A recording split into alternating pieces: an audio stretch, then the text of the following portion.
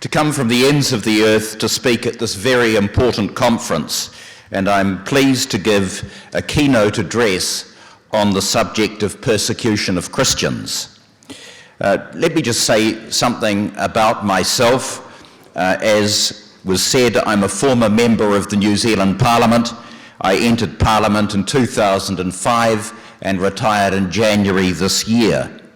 I was a member of the government for 9 years, from 2008 to 2017, and during that time I was Attorney General of New Zealand with responsibility for ensuring that the business of government is conducted in accordance with the rule of law.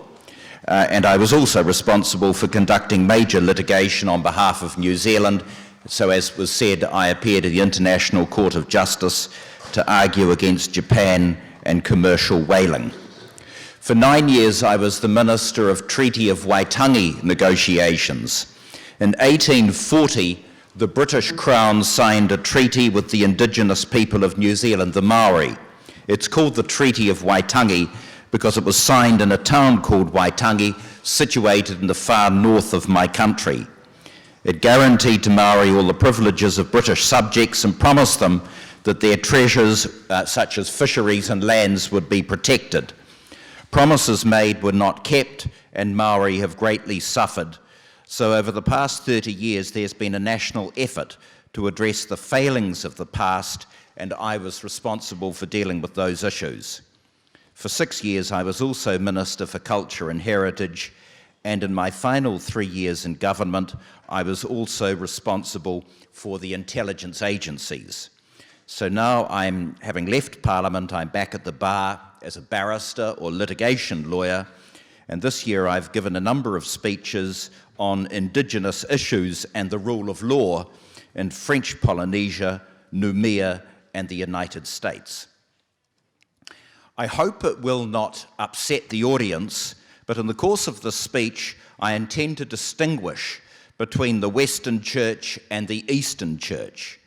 I acknowledge and will say something in this speech about the persecution of Christians in places like Egypt, Iraq, and most recently Sri Lanka. When a member of Parliament, I worked with and came to know the Coptic Christian community and the Assyrian Christians who had come to New Zealand to flee from war and discrimination, and their stories are tragic. I must first carefully examine the proposition that the Church, both Catholic and Protestant in the West, is being persecuted. These are indeed very grave times for the Church. Its authority is diminished, its numbers are falling in most Western countries, and it's under sustained attack. But is it persecution? I think it goes too far to call it persecution, and at least some of the problems can be attributed to own goals by the Church in recent years. I mentioned 4 issues that trouble the Church. The first is the child abuse scandal. I don't need to outline the background to this problem, which has done more than anything to undermine the authority of the Church. All over the world, commissions of inquiry and official committees have reported on decades of abuse. The lives of innocent children have been ruined. Careers and reputations of many in the Church have been destroyed. It will take the Church many years to recover from this calamity.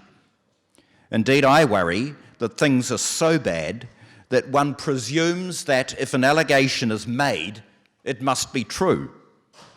I'm very conscious that Cardinal Pell's case has not been resolved, as there could be an appeal to the High Court of Australia from the judgment of the Court of Appeal of Victoria. It's probably best to say very little on this subject, but some commentators who have read the dissenting judgment of Justice Weinberg in the Court of Appeal are troubled at the conviction and whether justice has been done in that case. I make no comment on the matter as the issue is before the court, and I understand from media reports that a motion for leave to appeal to the High Court is to be lodged. Secondly, there is the crisis in the clergy. The events of recent years have undermined confidence in the clergy, many of whom seem to be demoralised. There are very few vocations to the priesthood in many countries, and the average age of the Catholic priesthood is too high. In my country, parishes are closing or being merged. The number of services is greatly reduced on what it was a few years ago. Many clergy are defensive and withdrawn. They need the support of the laity. I regret to say that too many in the church have lost sight of their role to preach the word of God, and that some clergy need to focus on the things that matter: good sermons, simple liturgy, get back to the basics. The third issue is whether the church is there for spiritual reform or as a social reform advocate. In many countries, the church can be said to have lost its way at times because of a tendency to focus too much on social reform rather than on its core mission of spreading the gospel. In 1988, the late Margaret Thatcher addressed the General Assembly of the Church of Scotland. She addressed the proposition that Christianity is about spiritual redemption, not social reform, and asked what the distinctive marks of Christianity were. She said, quote, "First, that from the beginning man has been endowed by God with the fundamental right to choose between good and evil. And second, that we were made in God's image and therefore we are expected to use all our own power of thought and judgment in exercising that choice. And further, that if we open our hearts to God, He has promised to work within us. And thirdly, that our Lord Jesus Christ, the Son of God, when faced with His terrible choice and lonely vigil, chose to lay down His life that our sins may be forgiven." I remember very well a sermon on an Armistice Sunday when our preacher said, "No one took away the life of Jesus, He chose to lay it down." Lady Thatcher also said a few words about her personal belief on the relevance of Christianity to public policy, to the things that are Caesar's. She said the Old Testament lays down in Exodus the 10 Commandments as given to Moses, the injunction in Leviticus to love our neighbour as ourselves, and generally the importance of observing a strict code of law. The New Testament is a record of the incarnation, the teachings of Christ, and the establishment of the kingdom of God. Again, we have the emphasis on loving our neighbour as ourselves and do as you would be done by. I believe that taking together these key elements from the Old and New Testaments, we gain a view of the universe, a proper attitude to work, and principles to shape economic and social life. We're told we must work and use our talents to create wealth. "If a man will not work, he shall not eat," wrote St. Paul to the Thessalonians. Indeed, abundance rather than poverty has a legitimacy which derives from the very nature of creation. The point emphasised by Margaret Thatcher is that none of this prescribes what kind of political and social institutions countries should have. On this point, Christians will always disagree. Some Christians will be social democrats, some liberals, others conservatives or Christian democrats. But as Margaret Thatcher said, any set of social and economic arrangements not founded on acceptance of individual responsibility will do nothing but harm. As she said, we're all responsible for our own actions. We can't blame society if we disobey the law. We can't simply delegate the exercise of mercy and generosity to others. The politicians and other secular powers should strive by their measures to bring out the good in people and to fight down the bad, but they can't create the one or abolish the other. They can only see that the laws encourage the best instincts and convictions of the people, instincts and convictions which I'm convinced are far more deeply rooted than is often supposed. You recall that Timothy was warned by St. Paul that anyone who neglects to provide for his own house, meaning his own family, has disowned the faith and is worse than an infidel. This speech, as is tolerably clear, has always resonated with me. I disagree with many in the church who have only one view of acceptable social reform.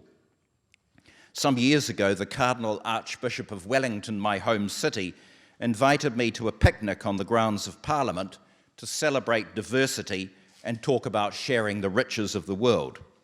I responded reasonably tersely to such gimmickry, and our correspondence wasn't exactly friendly. Margaret Thatcher would not have approved of the Cardinal's neighbour, the Anglican Bishop of Wellington, who was a dreadlocked hippie who wanders around in bare feet and who locked himself in a container to bring attention to high levels of incarceration. Both bishops organised a pre-election symposium on poverty in 2014. The essential theme was that the government needs to do more. Their agenda was essentially socialism or Peronism, and I was booed when I espoused Lady Thatcher's liberal economic view. Such emphasis on left-wing economics and condemning as unchristian those who have a different view is wrong and misguided. Of course, social reform is necessary, but the mission of the church is spiritual, not economic, and the church in the West has suffered when it prescribes the socialist agenda as the only authentic Christian response to poverty. Fourthly, the church must redouble its efforts to combat secularism. I don't for a moment think that secularism is not a challenge to the church, or that some of what I have described hasn't put the church in a very defensive position. The modern world can indeed be very hostile to the organised Christian religion. Take the United Kingdom, for example. Over the last 500 years, the UK led the world in establishing freedom of conscience and religion. Yet freedom of religions is increasingly under attack in the United Kingdom.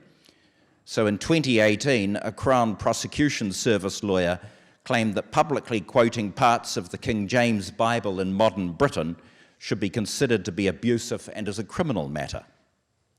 Advocates of, for example, abortion and euthanasia have cleverly appropriated the language of compassion, and those who speak for life are regarded as harsh and uncaring.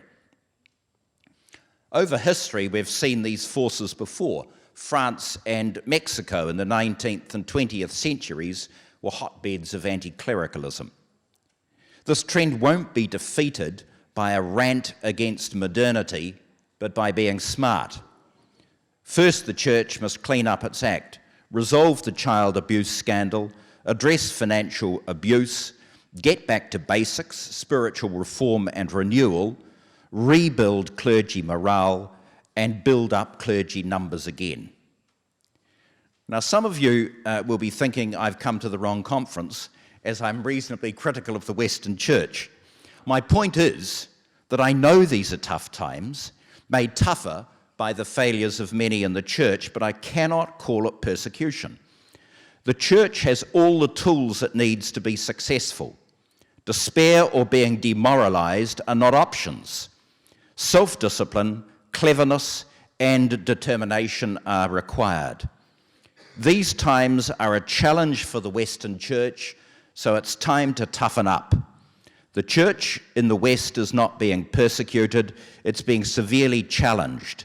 That is part of the mission of the church and must be embraced. As I was thinking about this topic overnight, particularly given the excellent contributions yesterday, I received inspiration from a rather unusual source, Joseph Stalin. I remembered his question, the Pope, how many divisions does he have? The answer is, of course, many more than Stalin. Christianity has not been consigned to the trash heap of history. Communism has, thanks to, among others, the heroic people of Hungary. That, I believe, is the fate of secularism if the church is smart and focused. Let us now go east, because I think that's a different story altogether. 1814 is known to most historians as the year of the Bourbon Restoration, when Louis XVIII was invited to occupy the restored French throne. It was the year the Napoleonic Wars ended.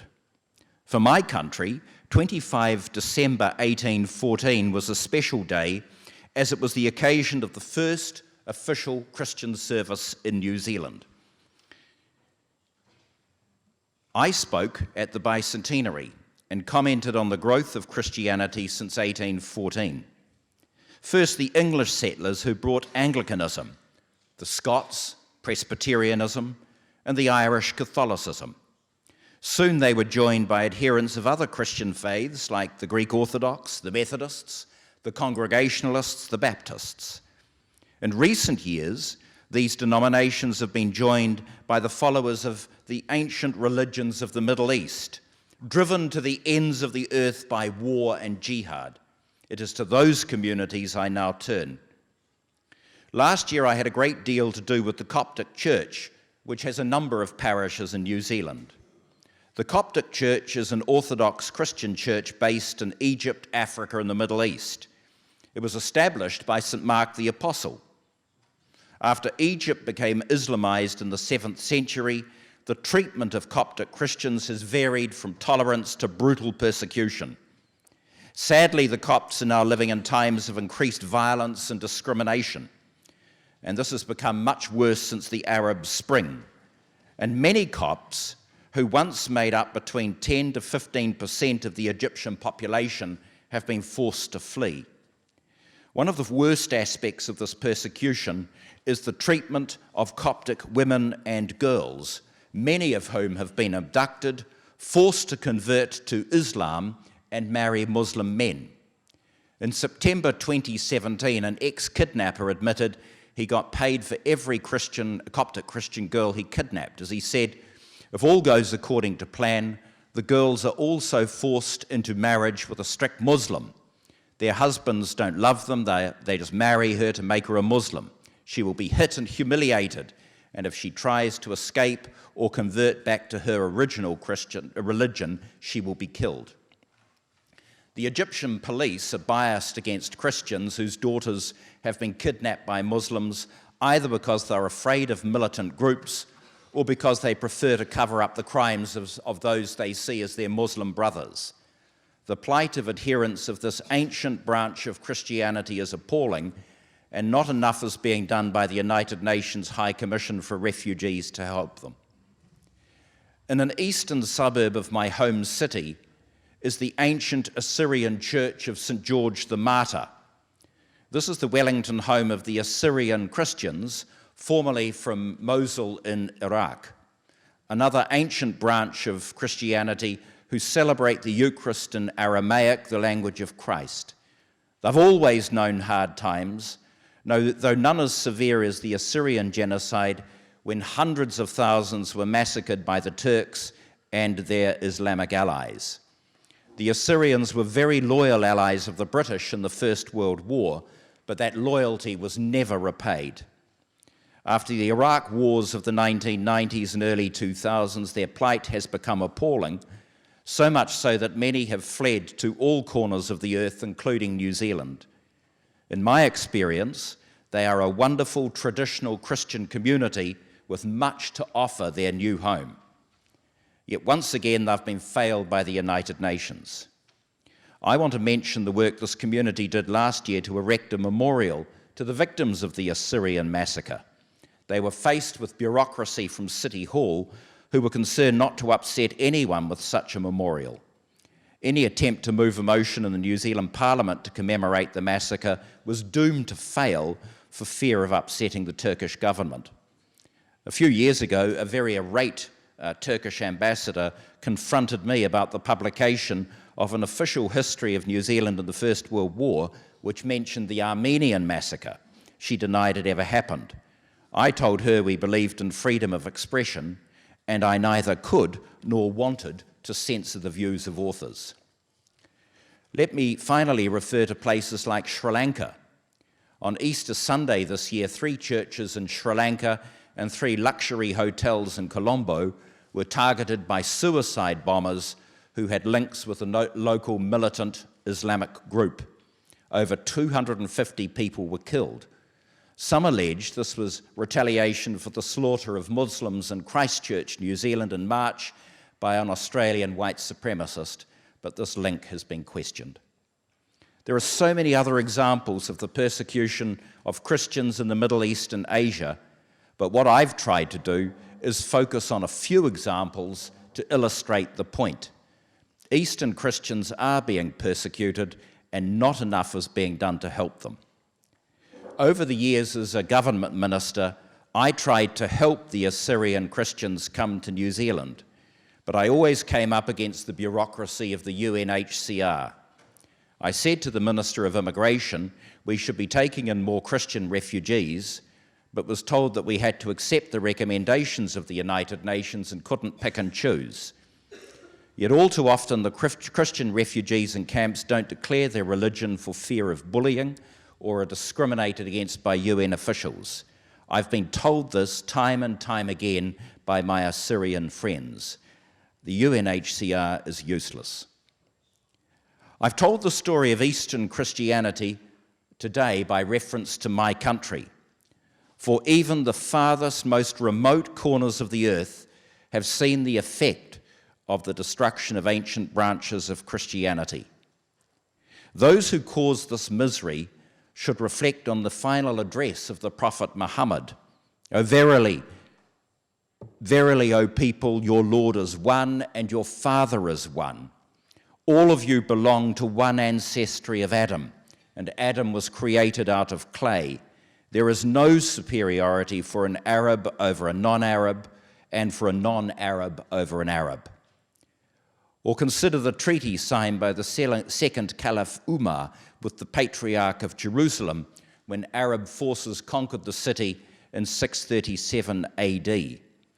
In reference to Christians, the treaty had stated their churches are not to be taken, nor are they to be destroyed, nor are they to be degraded or belittled, neither are their crosses or their money, and they are not to be forced to change their religion, nor any one of them to be harmed. Or consider how in the early years of Islam, Christians and Muslims prayed together, and together with the Jews fought against the Western Crusaders, or that many Islamic liturgical practices have their origins in Eastern Christian liturgy. I fear, however, the past is truly gone, and we can never go back to the toleration of previous ages. We must accept the world as it is and help our Eastern Christian brothers and sisters to escape, if that is what they want, to build new lives in new lands. We cannot rely on the UNHCR. All sympathetic countries need to take a stand. In conclusion, can I say this? These days, one of my favorite spiritual thinkers is Rabbi Jonathan Sacks, the former chief rabbi of the British Commonwealth. He is one of the world's leading Jewish thinkers and moral voices of our age. He recently published 3 books on Exodus, Leviticus, and Numbers, which I think are texts for our times. To those who question the relevance of Exodus, I have to report on a T-shirt I saw in the local synagogue a few days ago when Moses was being handed the commandments from Yahweh, and the caption read, "When you think about it, Moses was the first person to receive information on a tablet drawn from the cloud." The rabbi's book on Exodus is simply inspirational. It's about the journey from slavery to freedom, from oppression to law-governed liberty. His introduction is so good I'm going to quote it now. The book of Exodus is the West's meta-narrative of hope. It tells an astonishing story of how a group of slaves were liberated from the mightiest empire of the ancient world. Theologically, its message is even more revolutionary. The supreme power intervenes in history in defense of the powerless.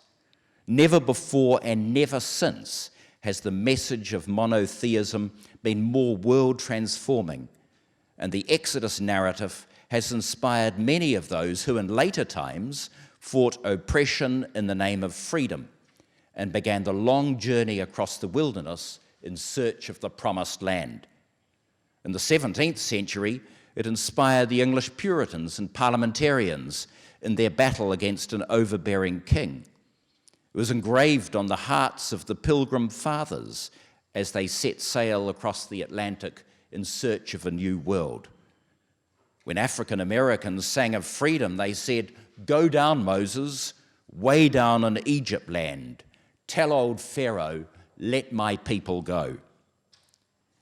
No story has been more influential in shaping the inner landscape of liberty, teaching successive generations that oppression is not inevitable, that it's not woven in the fabric of history.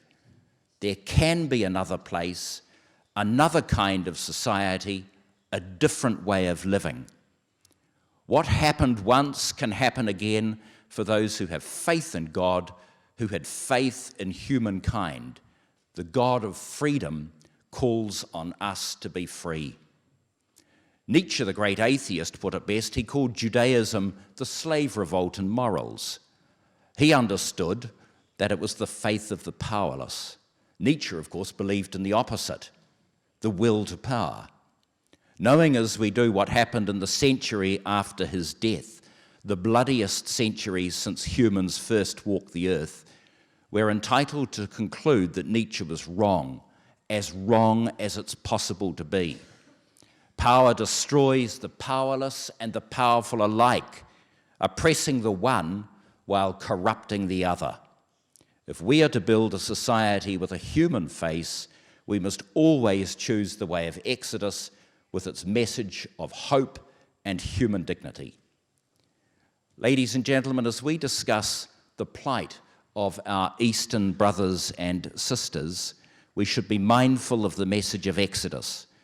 All countries need to work together to bring to liberty and peace the members of the ancient branches of Christianity who are so imperiled in the countries of their birth.